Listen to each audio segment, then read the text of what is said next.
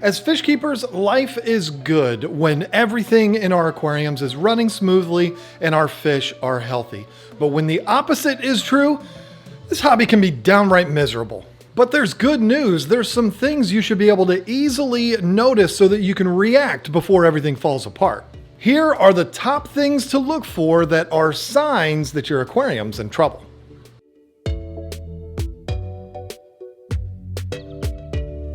We're going to be talking about quite a few things on this list that if you see, you need to react. But if you see that your fish is gasping for air, you need to move as soon as possible. It can be that your fish is simply breathing heavy or they're at the surface of the water looking like they're trying to breathe. If you see either of these, you need to act, and you need to act fast because it won't be long before this is a full-blown catastrophe. Heavy breathing in an aquarium is caused by exactly what you think it is, the lack of oxygen. So your fish, if he can't breathe, is going to suffocate. This lack of oxygen could be from a filter not creating enough flow, a clogged air stone, or worst case scenario, it could be an ammonia spike. Whatever it is that's causing it, you need to act fast. Don't wait around, because if your fish are already struggling to breathe, it's only a matter of time before you start finding fish belly up in your aquarium. Of all the things we're going to talk about in this video, this one is the most critical. If you see that your fish is having problems breathing, then you need to act fast because he doesn't have long.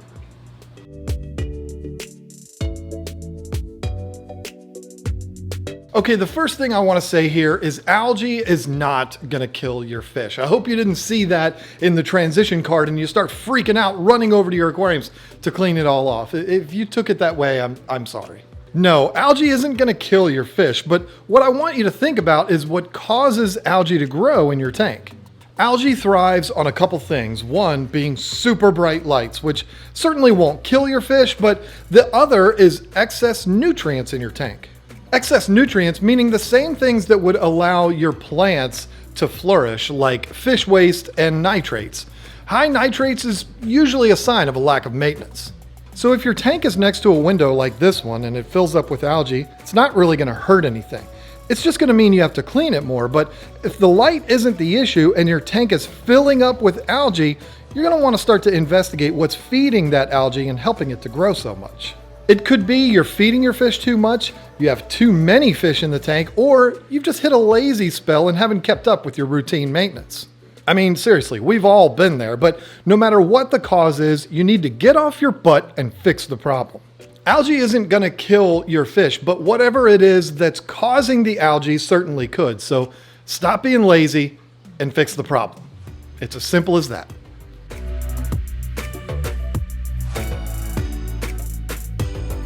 If you go to the doctor and you're not feeling well, they're going to ask you some questions. They want to diagnose what the problem is. And one of the questions they're going to ask you is, how is your appetite? A loss of appetite is one of the first symptoms that something's going wrong with us humans as well as fish. If a fish isn't eating, they'll start to lose a bunch of weight, start losing their energy and strength, and eventually be too weak to fight off infections or aggressions from other fish. This could be a very slow death sentence for your fish. Maybe not as fast as an ammonia spike like we talked about earlier, still something you should try to look into right away. Fish not eating doesn't always mean they're sick. It could also be from the conditions in the tank. It could be that the nitrates are too high, aggression from other fish, or even the flow being too strong and stressing them out. If you notice your fish isn't eating, then you need to consider all of these options and you need to act quick. Fish can go pretty long without eating, but you don't want them to suffer. You want to figure out what's going on and you want to fatten them up as quick as possible.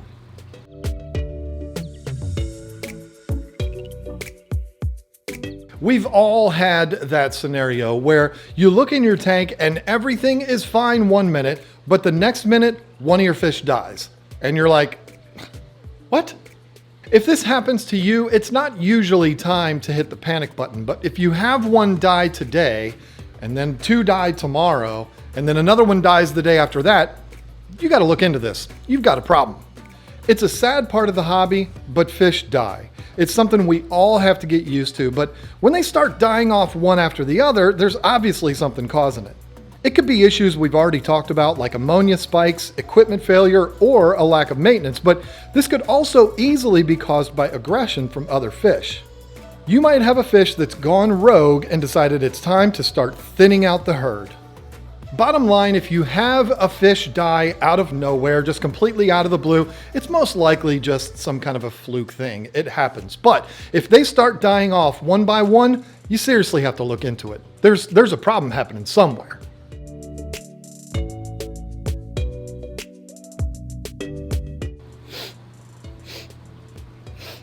Was that you? Why is it always gotta be me? Because when something stinks, it's usually because of you. Really? All right, enough playing around. Sometimes your aquariums smell. They can smell pretty bad. But if it's something that's offensive, then you definitely need to figure out what's going on. Yeah, and don't always blame it on your husband. Okay, you need to stop because I am trying to work here. We all know what aquariums smell like, and we're all used to it. So if you start to notice it's not smelling right, or it starts to smell really bad, we've got some work to do. There's the obvious things like a dead fish in the tank that's maybe stuck to a rock and you can't see it, or the tank is just really dirty because you've had a lazy spell, but there's another really common issue that you might not be thinking about. Sometimes we can be a little reckless when we feed our fish, and we can get food like around the lids, or it can accumulate on top, or you just forget to clean the lid off. After a while, this can get pretty nasty. Most of the time, aquarium odors are our fault. Just keep up with your maintenance and don't just throw food around and you should be fine. And if you do notice it's a little stinky, usually doing a quick cleaning will make it instantly go away.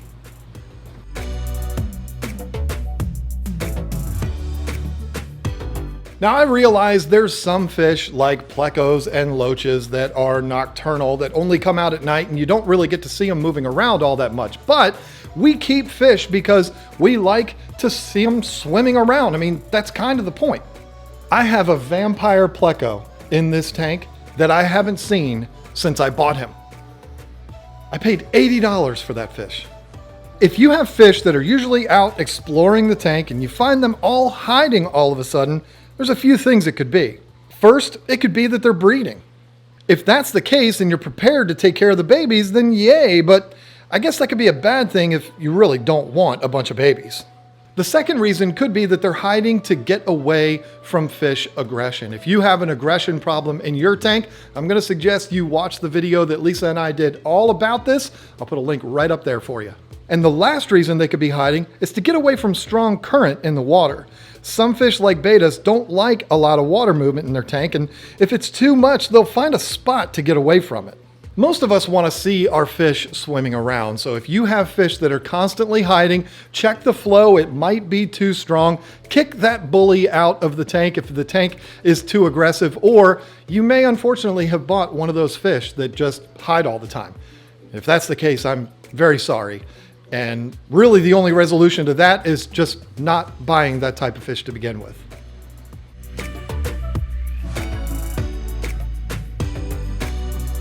Have you ever seen your fish dive down to the bottom of the aquarium and rub around on a rock and then go back up really quickly? Well, this is what flashing is. Sometimes it can be a problem and sometimes it's okay. And no, it's not that kind of flashing. They're fish. They're already naked. Flashing could be the fish just trying to make some food that's laying on the substrate pop up so they can eat it. But it could also be the fish scratching an itch. This would be the fish's way of telling you there's something in them that's irritating them. This is when flashing is bad. This is usually caused by a parasite like ick or flukes that are irritating them, so if that's the case, you'll want to react super quick with medications. The biggest point I'd make about all of this is don't panic if you see your fish doing this once or twice. They're probably just trying to get some food. But if you see your fish doing this over and over, then you're going to want to act fast because it's probably something bad.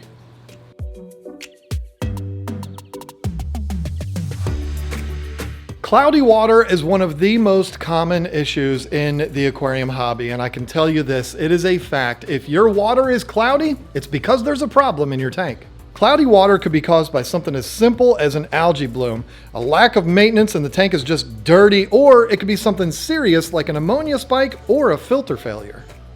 Cloudy water isn't just unsightly. This is the sign of a serious problem. So without fail, you can't just tolerate it. You have to get in there and do something about it. If you don't, this could go from bad to worse very fast. The same can be said about all the issues we talked about on this list. These are problems or potential problems that can lead to frustration and heartbreak. So don't ignore them. If you do, you'll regret it, I promise.